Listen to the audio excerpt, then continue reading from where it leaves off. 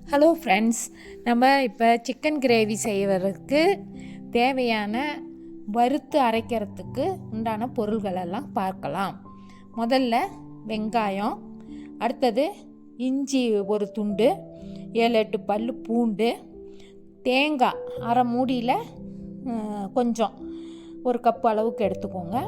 அப்புறம் சோம்பு, பட்டை, லவங்கம், ஜீரகம், மிளகு, இது வறுத்து அரைக்கிறதுக்கு. அப்புறம் தாளிக்கிறதுக்கு வெங்காயம், கொத்தமல்லி கீரை, கறிவேப்பிலை, தக்காளி, பட்டை, லவங்கம், சோம்பு கொஞ்சம். அப்புறம் சிக்கனை நல்லா மஞ்சத்தூள், உப்பு எல்லாம் போட்டு நல்லா 4-5 தடவை கழுவி எடுத்து வச்சுருக்குறோம். அப்புறம் ஒரு வாணல் எடுத்து அதில் எண்ணெய் ஊற்றி இந்த வறுத்து அரைக்கிறதுக்கு உண்டான தேவையான பொருள்களை எல்லாம் போட்டுக்கணும். எண்ணெய் ஒரு ஸ்பூன் ஊற்றிக்கோங்க. அடுத்தது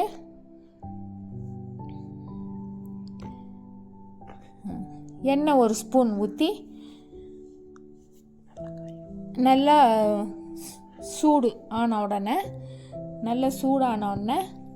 அதில் வெங்காயம்,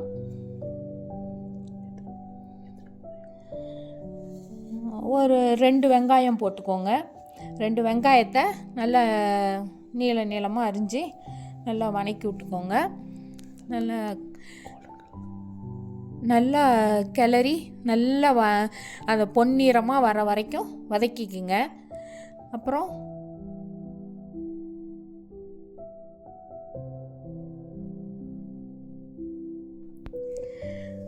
நல்லா வெங்காயம் நல்லா பொன்னிறமாக வந்துடுச்சு.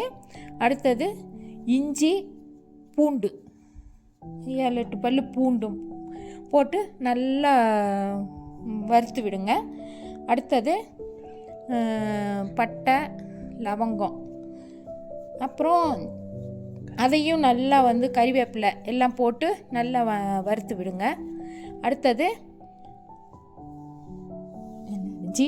லவங்கம், அடுத்தது ஜீரகம், சோம்பு, பட்டை, லவங்கம் இதையும் போட்டு நல்லா பொன்னிறமாக வறுத்துக்கணும். கருகிடாமல் நல்லா வறுத்துக்கோங்க. நல்லா சுருளை வதக்கிட்டு தேங்காய், அந்த ஒரு கப்பு எடுத்து வச்சோம் இல்லையா, அந்த தேங்காயும் போட்டு நல்லா வறுத்துக்கோங்க. வறுத்து நல்லா வறுங்க. நல்லா அந்த தேங்காயினுடைய ஈரப்பதம் போகிற வரைக்கும் நல்லா வறுத்துக்கணும். அடுத்தது அதை ஆற வச்சு மிக்சியில் அரைச்சி பேஸ்ட் மாதிரி எடுத்து வச்சுக்கோங்க. அதை தனியாக எடுத்து வச்சுக்கோங்க. அப்புறம் குழம்ப தாளித்து விடலாம். ஒரு வாணலை வச்சுட்டு அதில் எண்ணெய் விட்டு சோம்பு போடுங்க.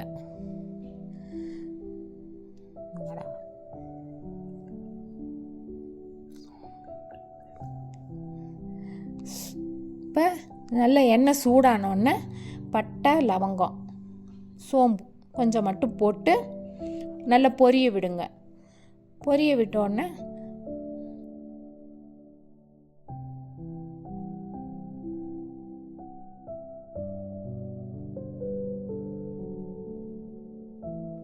பட்டை, லவங்கம் பொரிஞ்ச உடனே ஒரு கொத்து கறிவேப்பிலை, ஃப்ரெஷ்ஷான கறிவேப்பிலையே போடுங்க.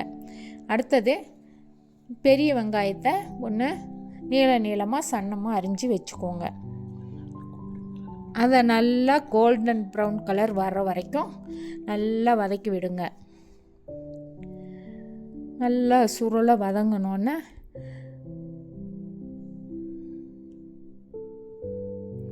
நல்லா வதக்கி விட்டுட்டு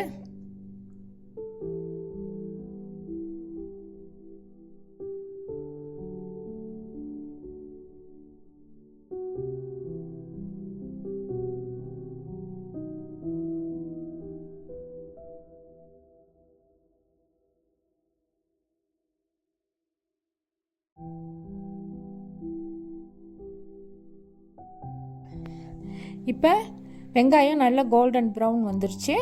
இப்போ தக்காளியை போட்டுக்கலாம். தக்காளியும் நல்லா வதக்கின உடனே சிக்கனை கழுவி சுத்தப்படுத்தி வச்சுருக்கிற சிக்கனை போட்டு நல்ல சுருளை வதக்குங்க. நல்லா வதங்கினதுக்கு பின்னாடி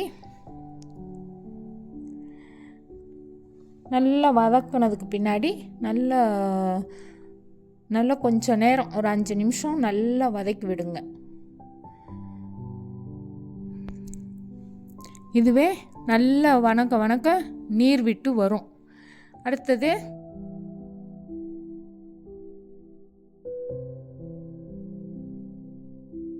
நல்லா வணங்கினதுக்கு பின்னாடி மஞ்சத்தூள் 1 டீஸ்பூன், அப்புறம் நல்லா காரமான மிளகாய்த்தூள் 1 ஸ்பூனு, காஷ்மீர் சில்லி, அது காரம் இருக்காது, இருந்தாலும் இந்த கலருக்காக அதை போடணும்.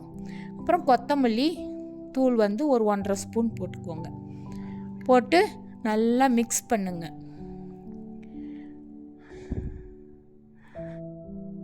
நல்லா ஒரு 10-15 நிமிஷம் நல்லா வதக்கி விடுங்க. வதக்கி விட்டுட்டு நல்லா அதே வந்து நீர் விட்டு வரும். அதுலேயே நல்லா சுருளை, இதுலேயே பாதி வெந்துடும், இந்த சிக்கன் வந்து பாதி வெந்துடும். அப்புறம் அதுக்கு தேவையான உப்பு போடுங்க.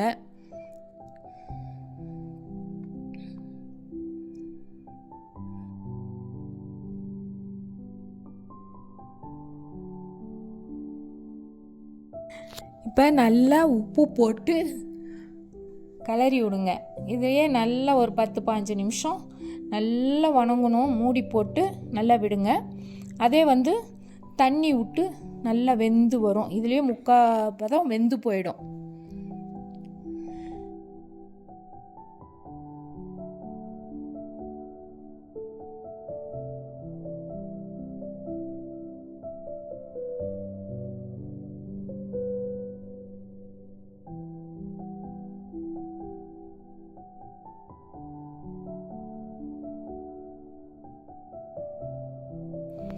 நல்லா அதை வறுத்து அரைச்சி வச்சுருக்கிற விழுதை எடுத்து அதில் விட்டு நல்லா பெரட்டி விடணும். கறியோடு எல்லாம் சேர்ந்து, சிக்கனோட எல்லாம் சேர்ந்து அந்த மசாலாலாம் நல்லா பிடிக்கிற மாதிரி நல்லா பெரட்டி விட்டுக்கிட்டே இருங்க ஒரு 10-15 நிமிஷம். அப்புறம் தேவையான, அதுக்கு கிரேவிக்கு தேவையான மிக்சியெல்லாம் கழுவி அதுலேயே கூட ஊற்றுங்க, நல்லாயிருக்கும்.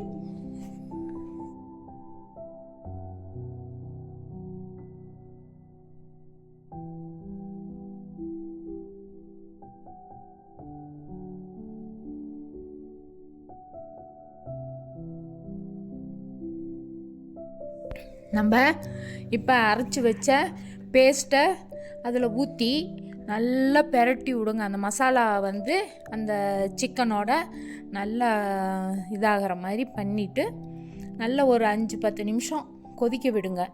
கொதிக்க வச்சுட்டு நம்ம இந்த கிரேவிக்கு தேவையான அளவு தண்ணி ஊற்றி